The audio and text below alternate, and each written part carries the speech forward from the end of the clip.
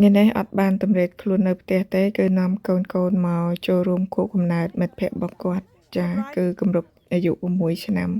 ហើយនៅពេលដែលមកដល់គឺយើងត្រូវសាញឈ្មោះនៅលើ birthday card មួយដ៏ធំទុកជាអនុស្សាវរីយ៍អញ្ចឹងណាហើយកន្លែងដែលគេប្រារព្ធពិធី birthday នេះគឺនៅកន្លែង Bull Club ចានៅក្បែរផ្ទះខ្ញុំដែរ4គីឡូ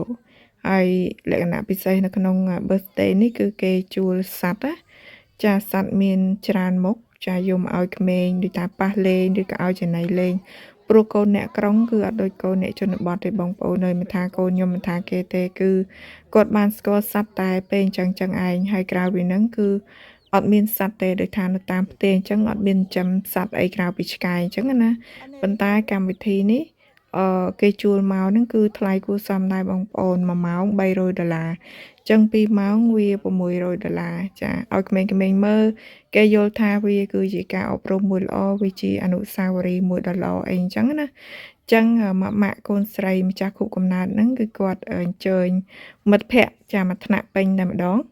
ចាហើយដោយសារថ្ងៃហ្នឹងក្តៅចាអញ្ចឹងញ៉ាំអីក៏អត់សូវបានដែរគឺបានតែ